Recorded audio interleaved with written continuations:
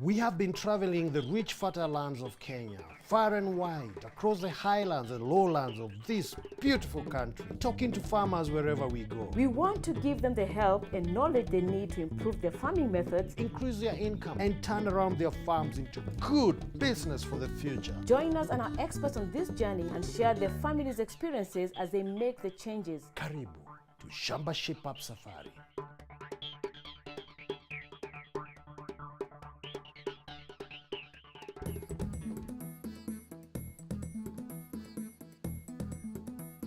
We are in Kabor village, Nyakach, Kisumu County, where we meet Martin, a farmer with a very modern outlook to life. But he's taking care of his shamba single-handedly. Let us find out why. Martin lives and farms here by himself, and there's a good reason why he is alone. The children are in school and his wife is in teaching college. Martin grows tomatoes and sukuma wiki. Right, so what are the challenges you face, every time you're farming? We don't depend on the irrigation system. We depend on the rain.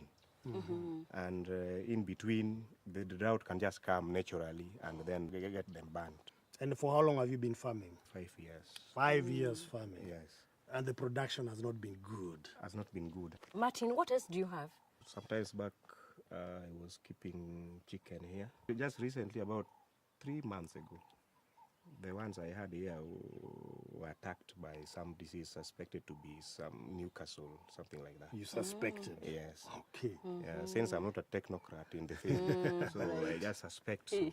Well, Martin, you are in luck because we as Shamba Shape-Up will bring for you right here the technical knowledge that you need. We'll get you the experts who will talk to you about your crops, and hopefully we leave you a better farmer than we found you. How does that feel? I'll appreciate that. Good. I think we should surprise Beatrice. She comes in the evening and finds all these things you've been telling Martin. Oh, yeah, surprise. What do you think? Surprise. Okay, good. Martin, what do you think? Yeah, I think she'll love it. A gentleman, not like you, Tony. Anyway, let's do it. Okay, then let's do it. So we got shaping up on Martin's farm. Lots to do on the Shamba. Tony, what you have planned for Martin and Beatrice? No, I'm getting them an expert to talk to them about climate change and how to adapt to it. Okay, fine. Naomi, why are we whispering? Because it's a surprise. I'm going to see a man about the chicken. Okay. Okay. As we prepare for the surprise, we brought in Mr. Njoroge Maina, an expert from Kenya. Climate change is affecting many farmers, and the unpredictable weather is a major concern. Kenya is implementing a climate change project called Sustainable Agriculture in Changing Climate, as Mr. Maina explains. Climate change is here with us. It's a fact. And there are two things you can do about it. One is that you can help us stop further climate change by doing mitigation efforts, like tree planting. Or you can also do adaptation activities to find ways of living with the change. The project will advise the farmer on how to plant trees, where to plant, how to select the species, how to select the actual site where the trees will be planted. The species that we have recommended for this area are basically a tree that we call gravidia. There's also another tree that we call Terminalia browni. There's a tree that we call Lucina lycocephera. Farmers know it as a lucina. We are also advising on Macamia lutea, a tree that people here call Sierra. It's an indigenous tree in this area. We're also advising on eucalypts. But eucalypts basically because the farmers have a lot of interest in eucalypts. But we want to specifically plant eucalypts only in woodrots because of their aggressive nature. As far as adaptation processes are concerned, you can plant crops that are fast maturing, so that they can grow within the short rainfall season, and that are high value so that they can get you even better money or better income from the market. What are the benefits as farmers can we get later on? Generally, you'll be able to get shade, you'll be able to get weed control, upepo. You'll also be able to get the wood itself after some time when the trees mature, both for firewood, both including construction timber. Depending on what trees you grow, the trees will also be able to do what we call nutrient recycling. And what I mean here is that when you have a farm like this and it rains, the nutrients reach beyond the roots of the common crop. But if you plant the trees, because of the fact that the trees have roots that run deeper, you'll be able to pick the nutrients, use them, and then bring it back onto the farm for usage through leaf fall. So that we call nutrient recycling. But beyond that, you're also creating a natural pension scheme for yourself, because then the trees you plant today, you'll be able to harvest from in future. Wow, that's quite interesting. I think now the best thing to do is to start planting trees. Since the farm had not been used before for crop planting, Mr. Maina recommended that Martin plant a woodlot to begin with. This was done close to the road to make it easy to maintain, act as a farm wind barrier, and easily accessible. When planting a woodlot, clear the bushes.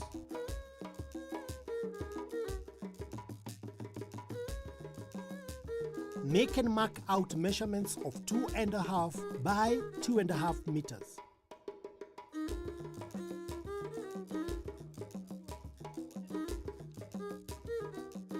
Make holes that are 1 foot by 1 foot wide and 2 feet deep.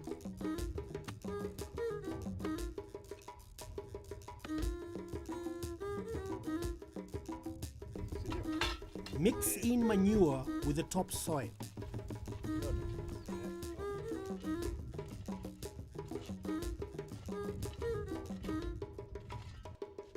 Dispose of the plastic bag properly and plant the seedling. Plant at the start of the rain to ensure the plant gets enough water. If not, water the seedling. There are 3 main ways of planting trees. One is boundary method. This is where you plant trees along the boundary of the farm. The second is woodlot method. This is where you set aside a piece of your farm just for growing trees. The third method is cropline, where you plant trees and intercrop them. Remember, when planting using the boundary method, the spacing between trees should be 2 meters. For a woodlot, the spacing between trees should be 2.5 meters and 2.5 meters between rows.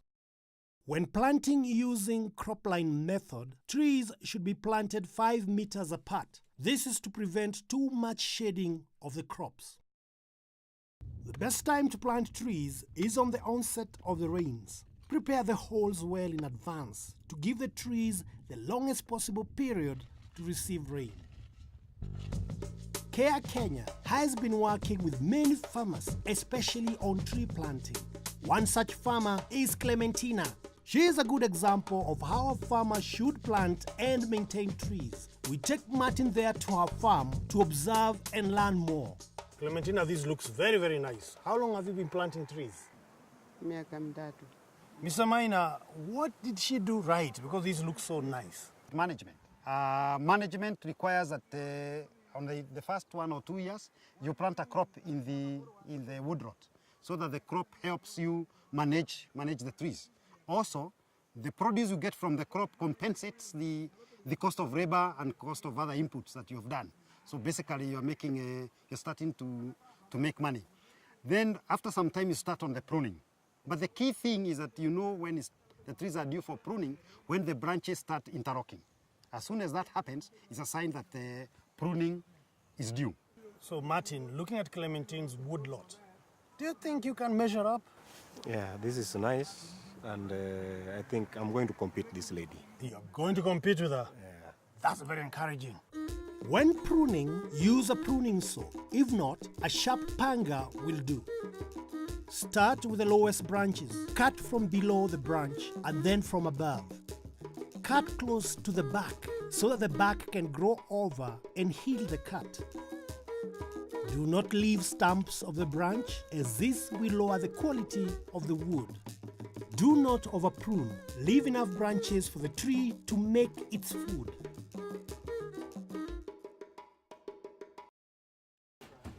A lot of work is going on into building the chicken shed, which will have a covered shed, an external run for Sasok breed from Kenchik. Naomi, I'll never look at trees in the same way again. There's so many benefits of trees, I cannot even finish counting them. Well, the chicken shed is coming up very well, and we also have a unique breed of chicken from Kenchik. Oh, wow, you're going to surprise them with that. You still have tomatoes and there's still lots more to be done right after the break. To receive all Shamba Shape-Up leaflets, SMS the word all with your name and address to 30606. If you'd like to receive just the leaflet for this farm, SMS farmer, that's the name of the farmer, with your name and address to 30606.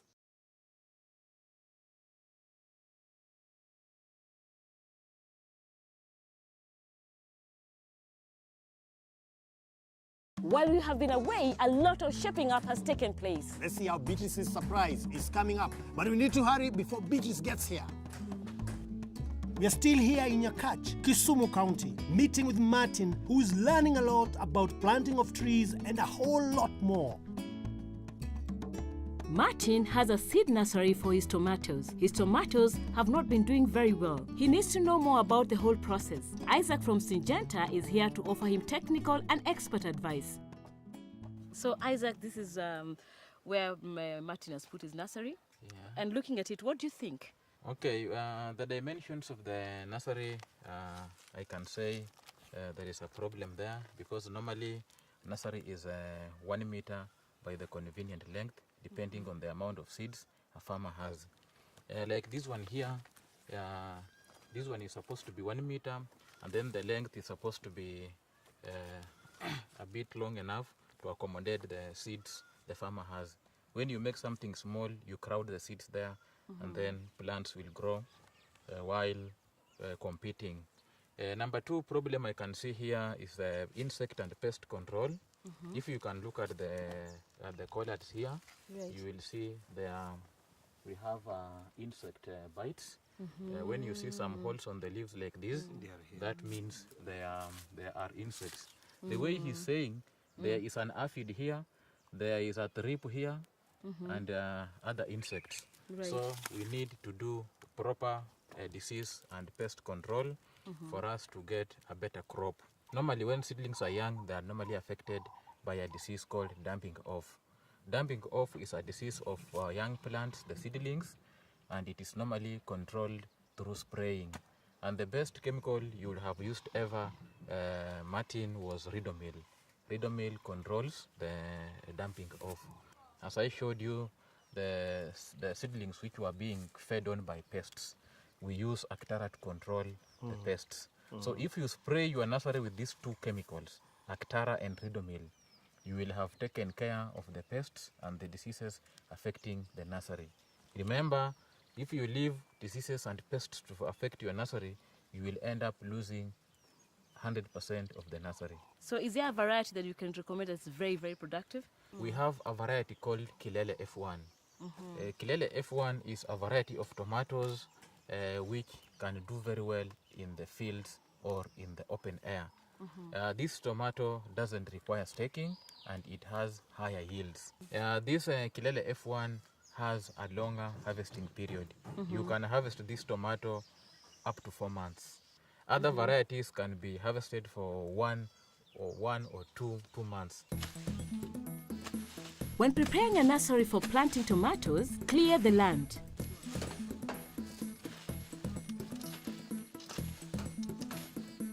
Prepare the soil by breaking it and making it fine.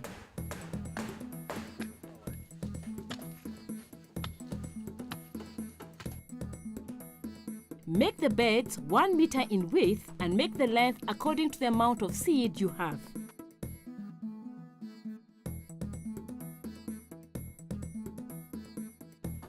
Remove any extra twigs and leaves.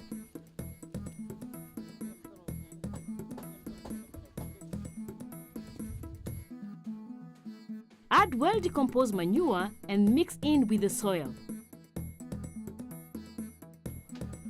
Level the bed. Farm the edges to avoid soil wash-off. Make your measurements of 6-inch intervals.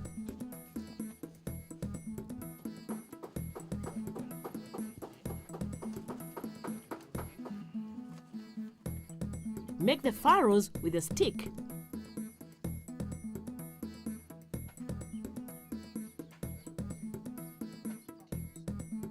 Very lightly, spread the seeds in the furrows and cover lightly with soil.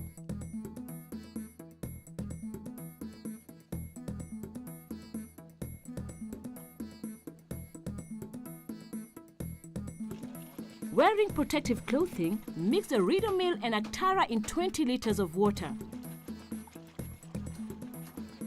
Drench the bed.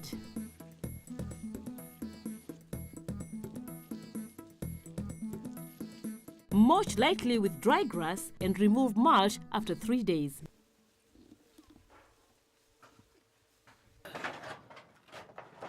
Hey, Caris. Yes. Hurry up, I need the gutters up. All right.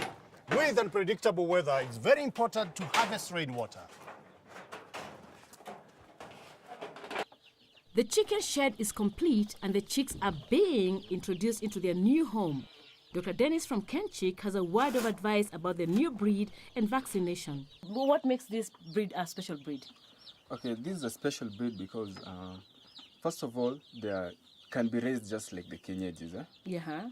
They perform better than Kenyejis in terms of egg production, and they also put on more weight than Kenyeji, and they mature very fast. Right. Yeah, and they can be fed just like Kenyeji on locally available feed, like maize jam, fish meal, and kitchen waste. Yeah, so they can be used for food as meat, and they can also lay eggs. Yeah. After how long do you think this thing can be free-ranged? So, okay, first, for the first 21 days, you're going to brood them, feed them on commercial feed, and start them on chick mash or broiler starter. Then afterwards, now you can introduce what you have in terms of, if you have maize jam, what is available locally, you can give them. And up to this stage, have they been given any treatment? They've been given the first vaccination at the hatchery level, but there are some others that you need to do in the field. I'll give you a vaccination program that you're going to follow to the end. When your birds are sick, make sure that you contact your veterinarian or somebody who is qualified to come, look at the birds, pick up important clinical signs and diagnose the problem, and so that you can prescribe the drugs to take care of the right ones. The right ones. It is important also when you're using antibiotics to consult your veterinarian, because farmers out here have been misusing antibiotics. They've been giving their chicken antibiotics throughout. They give insufficient doses, and this one is risky because misuse of antibiotics can lead to bacterial resistance. And since the same antibiotics are used in the treatment of human beings, we find that the issues or cases of resistance is a threat to even human medicine. Again, there are something called withdrawal period. When you're using antibiotics on your birds, it is important to adhere to the withdrawal period given, so that you don't slaughter birds that still have the residues, the antibiotic residues in their system, because the same can be passed on to the food chain, which is also a risk to human in terms of bacterial resistance to antibiotics. Beatrice is finally home from college, and I hope she'll love the surprise. We give her a grand tour of the new chicken shed. I'm really happy about the chicks. Yes. Okay.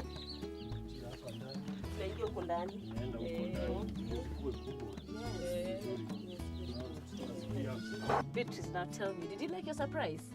Very much. I liked it. You loved it? Yes.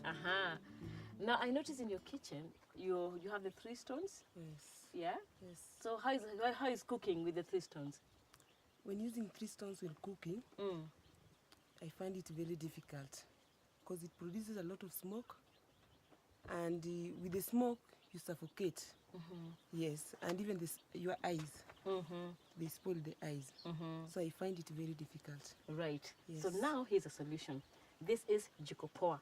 Yes. It's very nice, Yes. very economical. You have to use just a little bit of pieces of wood, Yes. yeah, dry ones. Then, and it cooks very fast. And it has very little smoke, so it's very healthy for you and your family. That's good. I like it. Martin, Shit. I've not forgotten you. Yeah. Where do you charge your phone? About 3 kilometers from now. 3 kilometers from here. From here. maybe. Wow, that's far. Yes. What if I tell you I can help you in a way that you can be charging your phone right here at home? I'll appreciate. You'll appreciate that? Yes. Okay, here we go. This is a D-light, is a lamp, Thank you very much. right? Yes. And that lamp you can use, it uses solar, very easy to use, and you can use it to charge your phone. So you'll be saving some little money. What you used to spend going to charge there. What do you think of that? That is very good. Good. And quite saving. Thank you. Welcome. So Martin, did you enjoy the Shamba Shape-Up visit? Greatly, Tony. What a wonderful program. I really appreciate it. Actually, I think it will shape my farming and will shape my family. It will even shape up the whole farming of the whole community because they will take the example. Wow. That's what we like to hear. Yes. Good, great. How about you, Beatrice? I really appreciate what you've done to us, and I hope that in future we'll be somewhere. Eh? Yeah. You'll be better farmers than you We'll were be before. better farmers, yeah. And even the family will bring up, the family will be at least up. Good, good, good. Wish you all the best, and I wish you all the best in your studies, okay? Welcome. Keep it up. All right, thank you. Easy Life offers 3 different stove models in different colors. They are made from high quality, long-lasting material and can pay for itself in only a few months and lasts for 3 to 5 years. Easy Life stoves are clean, easy to use, save you time when you're cooking, and it uses 50% less firewood, saving you money. D-light lamps use solar power and comes in various models. Leave the lamp outside during the day to charge in the sun. You can use D-light lamps to charge your phone, saving you time and money. Naomi and Marcel, it's been wonderful being in Martin's farm and contributing positively to the environment. And not just the environment, but their lives as well. Absolutely. It's that time again. What are you whispering about? I thought the surprise was over. It's that time again. We have to get down the tent. And you know what? Beatrice is making ugali. You know what? You bring down the tent.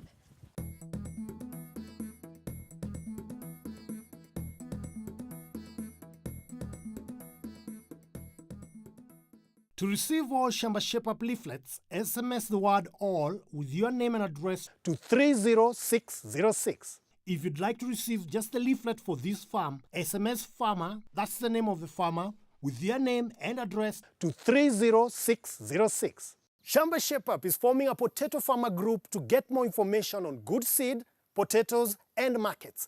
If you are interested, send your name and address with the word potato to 30606. Shamba Shape-Up is online. To learn more about today's topics or to watch any of our previous episodes, visit shambashapeup.com, select the episode and click play. You could also visit our Facebook page, Shamba Shape-Up, to get more information, get involved in discussions, and also get a chance to enter some of our great competition to win great prizes. You can also find us on Twitter at Shamba Shape-Up.